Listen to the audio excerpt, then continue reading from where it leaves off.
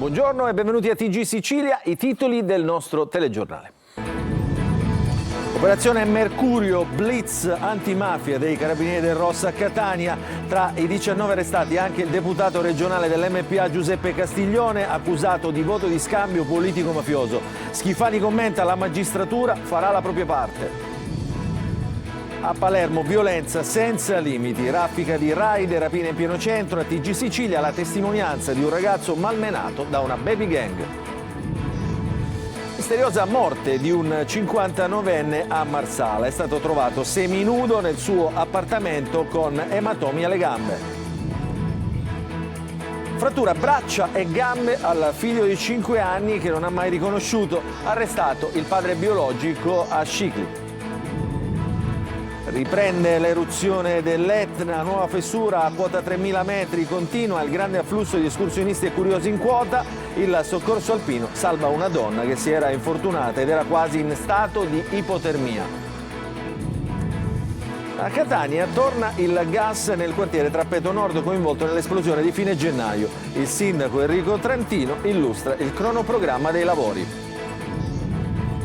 In Serie B per il Palermo una vittoria scaccia crisi, il 3-0 a Cosenza salva la panchina di Dionisi. Pari e polemiche per il Catania d'Altamura, la dirigenza rossazzurra accusa la classe arbitrale e parla di mancanza di rispetto verso il club. Stasera il derby Messina-Trapani.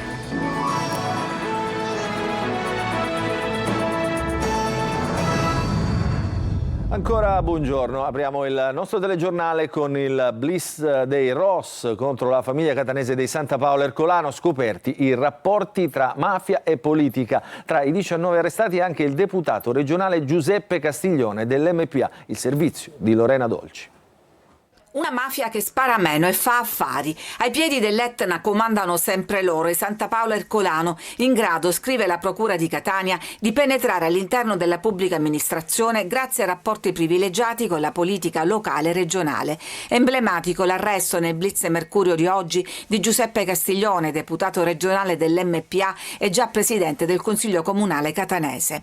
L'indagine, coordinata dalla DDA di Catania, ha fatto luce sulla capacità della famiglia di condizionare gli appalti pubblici. 19 gli arresti tra boss, intermediari e politici, con 15 capi di imputazione, tra cui associazione mafiosa, voto di scambio, estorsione e droga. Nell'ordinanza i magistrati ricostruiscono il retroscena delle elezioni regionali del 15 ottobre 2022, portando alla luce un accordo tra Ernesto Marletta, Rosario Bucolo e Domenico Colombo, considerati al vertice della famiglia catanese, e appunto Giuseppe Castiglione, all'epoca candidato della lista Popolari Autonomisti per l'Ars.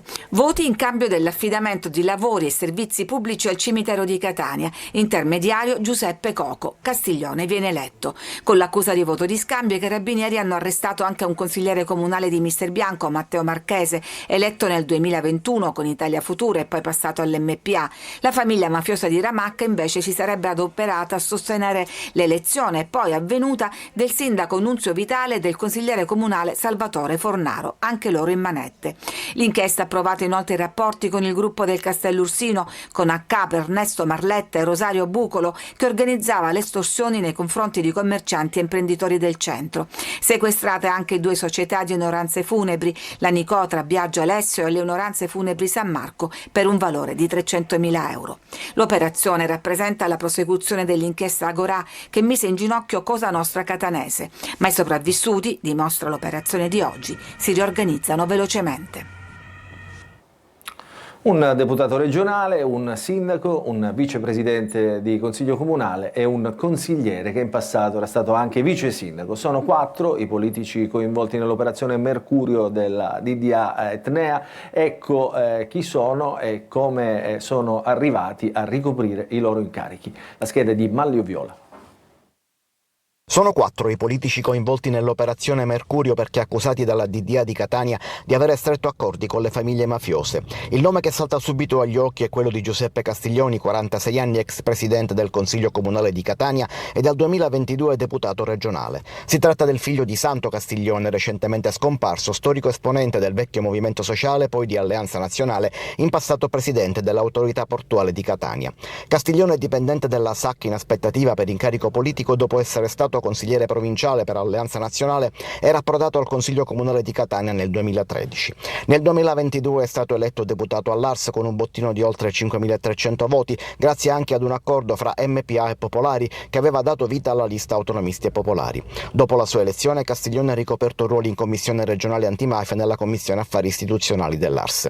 Dure le reazioni dell'opposizione all'Ars, che chiedono le sue dimissioni e annunciano sit-in di protesta già domani, mentre il presidente della regione si affida alla magistratura. Ho appreso stamane la notizia, non sono in grado di fare commenti, la magistratura farà la propria parte, ma è una notizia di mezz'ora or sono, per cui vi confesso di essere totalmente impreparato, può capitare. Rilevante anche un'altra figura, quella del consigliere comunale di Mister Bianco Matteo Marchese, ex vice sindaco ed assessore ai lavori pubblici e vicepresidente del consiglio comunale sempre di Mister Bianco. Coinvolti nell'operazione poi anche il sindaco di Ramacca, Nunzio Vitale, e il vicepresidente del consiglio comunale, Salvatore Fornaro. Quest'ultimo sarebbe stato un personaggio politico in ascesa, strettamente legato ad Antonino Di Benedetto, considerato affiliato alla famiglia mafiosa locale legata al gruppo Santa Paolo Ercolano, al quale doveva essere garantita la sponda politica e un ruolo strategico all'interno dell'amministrazione comunale. Adesso cambiamo argomento, rapinatori e bulli scatenati a Palermo, raffica di raid in pieno centro, al TG Sicilia la testimonianza di un ragazzo malmenato da una baby gang. Siamo stati picchiati, dice, ma nessuno è intervenuto in nostro soccorso. Il servizio di Marco Gullà. Ancora episodi, ancora violenza nel centro storico di Palermo. Rapinatori e bulli seminano paura per ragazzi in cerca di svago e turisti alla scoperta della città. Non c'è pace. Nelle ultime ore altri assalti hanno allungato la lista dei reati. La scorsa notte è tornata a colpire la banda di extracomunitari che ha messo a segno un altro colpo. Nel mirino sono finiti 3 turisti tedeschi accerchiati, aggrediti e ripuliti mentre si trovavano ai 4 canti. E poi aggressioni ai danni di adolescenti. Questa è la testimonianza di un ragazzo minorenne che assieme ad altri 3 amici è stato aggredito da una banda di 10 coetanei all'interno di un fast food a Piazza San Domenico. Dandoci scappellotti sul collo, sulla testa, sul ventre, tirandoci la sedia indietro nell'intento di farci cadere, dando calci sulla spalliera della sedia, tirandoci gomme da masticare, già masticate, quindi pensi lei, e delle monete. Poi l'aggressione fuori dal locale. Una parte di questi ragazzi che ci rincorre e 2 motorini con tanti altri ragazzini di sopra che ci hanno accerchiati di davanti. Quindi ci hanno chiuso sia da davanti che da dietro. L'unica soluzione restava la strada. Io non riuscivo a urlare aiuto dalla paura, non ero in preda al panico, quindi facevo il segnale di aiuto con il pugno. Tutti guardavano ma nessuno capiva, e nonostante io stessi indicando pure la scena, perché dei miei amici stavano venendo malmenati. E poi rapine, furti, assalti. Il centro storico, in una determinata fascia oraria, continua ad essere terra di nessuno. Dopo il brutale omicidio di Anna Peralta, l'84enne morta a causa delle percosse del figlio, ora in carcere, la Procura di Marsala ha aperto un fascicolo contro ignoti e disposto l'autopsia per cercare di chiarire la morte di un 59enne trovato nel suo appartamento che presentava ematomi alle gambe. Il servizio di Laura Spanò. Si attende l'esito dell'autopsia disposta dalla Procura di Marsala per chiarire il giallo che si cela dietro la morte di un uomo di 59 anni ritrovato giovedì scorso nella sua casa alla periferia della città. La Procura lilibetana ha aperto un fascicolo e disposto approfonditi accertamenti per fare luce sulle cause che hanno determinato il decesso dell'uomo trovato sul pavimento del suo appartamento. L'allarme era scattato giovedì pomeriggio. Una zia dell'uomo che viveva nello stesso stabile, non avendo più notizie del nipote, aveva deciso di forzare la porta dell'appartamento insieme ad alcuni parenti. Una volta entrati, l'ha scoperta. L'uomo era riverso a terra, indossava una felpa ma era senza pantaloni. Sulle gambe erano presenti diversi ematomi, elemento che ha spinto gli inquirenti a disporre l'autopsia per fare piena luce. Tutte le ipotesi sembrano aperte, anche quella di una probabile morte naturale, forse al momento la più accreditata. L'uomo viveva in un appartamento alla periferia di Marsala, in via Aurelio Saffi, una parallela della via Guglielmo Oberdan, strada questa in cui abitava Anna Peralta, l'anziana di 84 anni, morta in ospedale nei giorni scorsi per le percosse del figlio, ora rinchiuso in carcere, ma al momento però è solo una coincidenza. Un caso di violenza familiare scuote la comunità di Scicli nel Ragusano. Un uomo è stato arrestato con l'accusa di lesioni gravi ai danni del figlioletto di 5 anni, fratture multiple alle gambe e alle braccia. Il bambino è stato sottoposto a 2 interventi di chirurgia. Servizio di Veronica Barbarino. È caduto dal letto, ha così tentato di giustificarsi la madre di fronte ai medici portando il figlio di 5 anni al pronto soccorso di Modica con braccia e gamba rotte. Ma un'altra terribile verità è emersa durante la visita. I medici si sono subito resi conto che quelle fratture e le lesioni riscontrate sul corpicino non erano compatibili con una semplice caduta. I sanitari hanno quindi preso in carico il piccolo e messo in pratica la procedura di codice rosa, allertando immediatamente i carabinieri. Solo dopo giorni di indagini si è arrivati all'arresto del compagno della donna, padre biologico del bambino, un padre che non ha mai riconosciuto il figlio pur vivendo insieme al piccolo e alla madre. Si tratta di un 39enne che dovrà adesso rispondere di lesioni gravi e maltrattamenti. Intanto il piccolo, dopo essere stato operato nel reparto di ortopedia, è stato affidato alle cure dei medici del reparto di pediatria ed è sotto osservazione medica.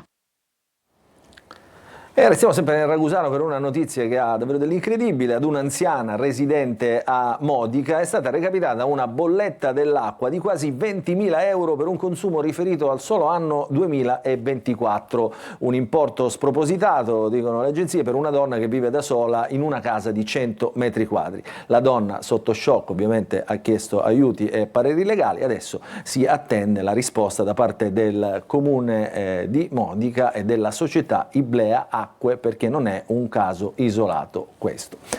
Adesso ci occupiamo dell'Etna che riprende l'attività eruttiva dalla fessura a quota 3.000 metri. A non essersi mai fermato è invece l'esodo di curiosi ed escursionisti che vogliono vedere il fronte lavico e con esso anche gli interventi del soccorso alpino. Ieri l'ultimo, il salvataggio di una donna che si era infortunata e stava per entrare in ipotermia. Un terremoto notturno poi ha svegliato gli abitanti dei paesi etnei. Il servizio di Eva Spampinato. Mentre l'Etna riprendeva la sua attività dalla frattura che si è aperta alla base della Bocca Nuova a quota 3.000 metri, una scossa di terremoto, piccola di magnitudo 2,6 ma abbastanza superficiale da far sentire la sua forza, ha risvegliato la popolazione dei paesi etnei. L'eruzione effusiva, incominciata lo scorso 8 febbraio, aveva avuto un forte rallentamento, anche se non si era mai del tutto fermata.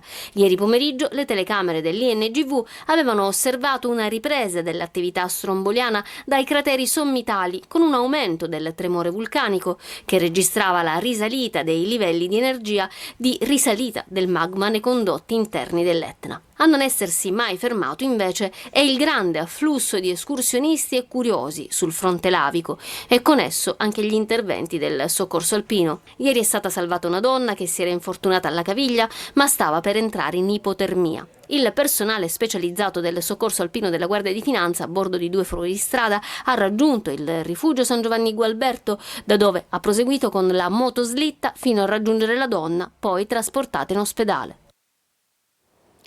E si è conclusa con ottimi riscontri la partecipazione delle isole minori della Sicilia alla Free di Monaco di Baviera, la più importante fiera turistica del sud della Germania.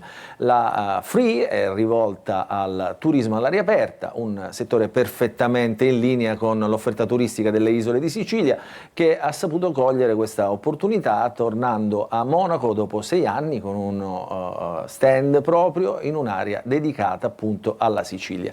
Il ritorno è stato accolto con entusiasmo, rafforzando il brand comune delle piccole isole siciliane costruito attorno ai principali pilastri dell'offerta turistica: mare cristallino e natura incontaminata, insieme a storia e cultura millenaria e paesaggi mozzafiato che fanno della Sicilia un patrimonio d'eccellenza da esportare in tutto il mondo. L'iniziativa fa parte del programma di promozione 2025 delle isole di Sicilia.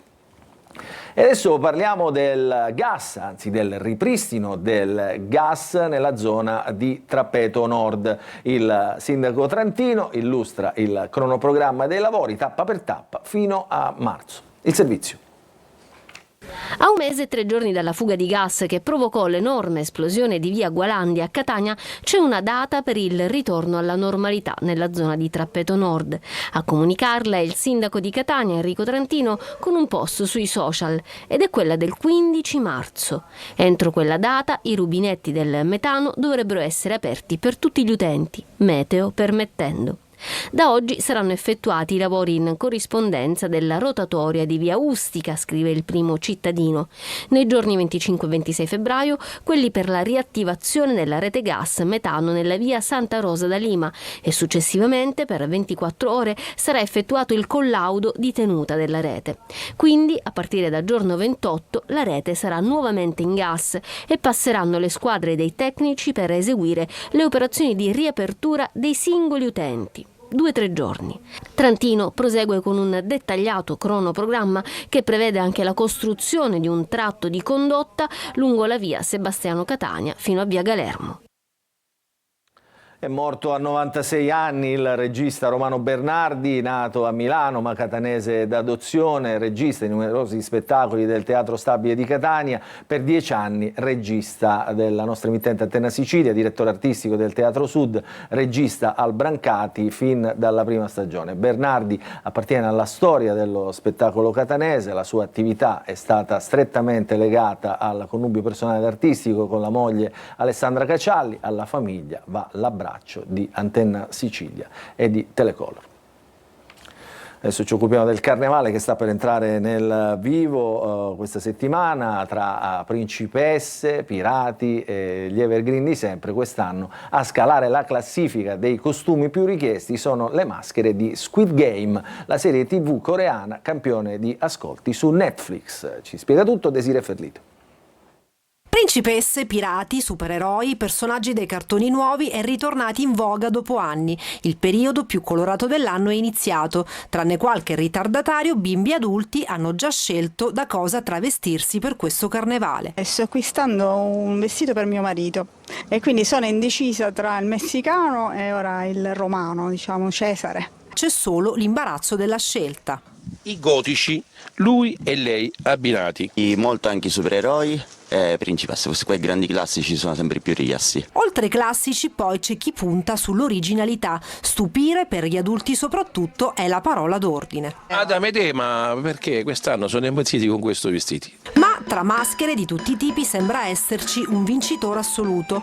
Dopo aver scalato le classifiche delle serie TV più viste in assoluto su Netflix, scala anche la classifica delle maschere di carnevale più richieste, da adulti ma soprattutto dai bambini. Quest'anno Squid Game è la serie del momento, tutti quanti i bambini sia grandi. Sono malati per questo vestito. Eh sì, non è esattamente una serie per bambini, ma pare che il vestito da guardia, con tanto di maschera, cerchio, quadrato o triangolo e l'immancabile mitra, insieme alla tuta del giocatore 456, famoso per le sue avventure, o per meglio dire disavventure, sulla popolare serie TV coreana, appassiona tutti. L'importante è non prendersi mai troppo sul serio. Questi qua sono i vari scherzi e il topo parlante che è la novità di quest'anno. Le basti i tocchi denti e lui parla. Tocchi denti? Oh! Hai sentito cosa ha detto?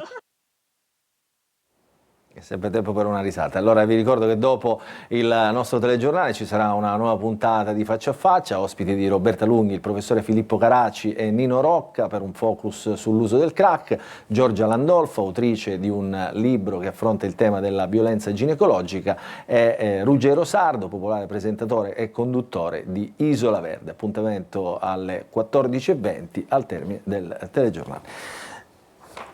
Adesso andiamo in pausa, ritorneremo subito dopo con un'ampia pagina di calcio.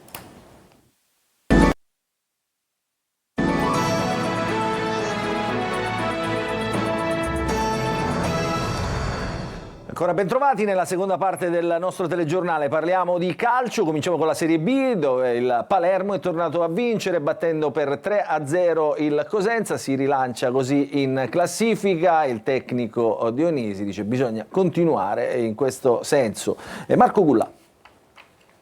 Un tris che regala serenità e rilancia le ambizioni. Il Palermo torna alla vittoria in trasferta dopo 5 mesi, 3-0 al Cosenza e 3 punti che permettono ai rosanero di rimanere a -2 dalla zona playoff. Dopo un avvio turbolento con il Cosenza vicinissimo al gol in 3 circostanze, il Palermo l'ha sbloccata con Pierozzi. Nella ripresa, su questo tocco di mano di Dorazio, è stato assegnato il rigore che Brunori ha trasformato. A chiudere le marcature il finlandese Pojampalo. Una vittoria sofferta all'inizio, però insomma queste sono le partite, nel senso siamo una squadra di Serie B che gioca in Serie B, fuori casa non vincevamo da un po', ci serviva vincere una partita fuori casa.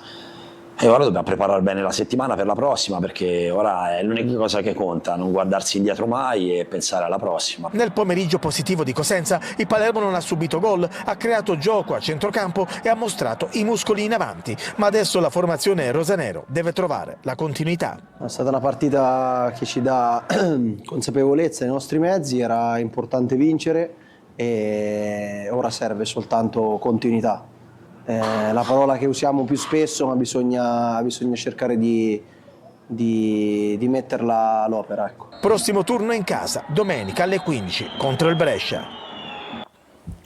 E adesso in Serie C il pari di Altamura scatena la rabbia della dirigenza del Catania contro l'arbitro e riapre una volta di più il problema legato ai troppi infortuni. Il servizio di Marco Carli. Tanta rabbia contro arbitri e assistenti e per una sequenza di infortuni che non si arresta mai. Sono i due fili conduttori del post Altamura-Catania, un pareggio, il secondo consecutivo che non soddisfa. Un rigore negato, quello su stop e l'espulsione inesistente per fallo di reazione del giocatore etneo incidono pesantemente sul risultato finale. L'accusa della dirigenza è chiara e non riguarda solo la partita con i pugliesi. Abbiamo immagini che fanno vedere chiaramente un rigore nettissimo. È un'espulsione che francamente mi lascia senza parole. Per l'ennesima volta una decisione arbitrale che va contro il nostro club. Questo club investe milioni di euro e noi vogliamo essere tutelati. Poi c'è la gara che racconta di un Catania che in avvio ha poco ritmo e qualità, spesso gioca in orizzontale. L'Altamura ne approfitta e passa in vantaggio con Leonetti su rigore, ingenuità di Celli sul fallo. Poi si accende Jimenez che dà verve e lampi di classe e lui a pareggiare a fine tempo su bel cross di Celli. La ripresa vede un Catania che ci prova in avvio e i rossazzurri rischiano pure sulle incursioni di Palermo. Poi, oltre alla vicenda stoppa, c'è il tema infortuni. Rossazzurri che avevano 6 indisponibili e che hanno perso 3 giocatori prima del match, Inglese, Di Tacchio e Allegretto. Durante la gara si è fermato anche Guglielmotti, il totale degli indisponibili sale a 10, decisamente troppo anche su questo tema, interviene Grella. Perché non c'è mai un colpevole, c'è sempre una condivisione di responsabilità e chi si deve assumere certe responsabilità in questo momento se li deve assumere per il bene del club. E questa sera il posticipo del campionato di Serie C nel girone del Catania è il derby Messina-Trapani, in programma al Francoscoglio, giallorossi in cerca di punti salvezza e in attesa di novità societarie. Il servizio di Sergio Colosi. Ad una settimana esatta dal disastro societario con versamenti non effettuati, futura penalizzazione e fuga dei proprietari, il Messina torna stasera in campo al Francoscoglio contro il Trapani. In attesa di eventi con il presidente Alaimo che ha annunciato per i pochi tifosi disposti a crederci lo sblocco del conto corrente della proprietà, i giallorossi in caso di vittoria agganciano la Casertana al quartultimo posto. Si gioca a Messina il 16° derby tra le due squadre con un saldo attivo per i peloritani che ne hanno vinti 11, un successo ospite e 3 pareggi. Banchieri imbattuto dopo 4 gare recupera Buchel a centrocampo, disponibili Marino e Pedicillo, in avanti con Costantino, De Sena e Tordini. 4-3-3 anche per il Trapani in cerca del miglior piazzamento possibile in chiave playoff, con Anatriello, Piovanello e Ruggero ad occuparsi della fase offensiva. Entrambe, reduci da un pareggio senza reti, cercano il ritorno alla vittoria che non risolverebbe i problemi societari del Messina, ma darebbe un pizzico di serenità. Il telegiornale finisce qui, questa era l'ultima notizia. Vi ricordiamo che l'informazione su Antenna Sicilia invece ritornerà questa sera alle 20. Grazie per averci seguito, buon proseguimento di giornata a tutti.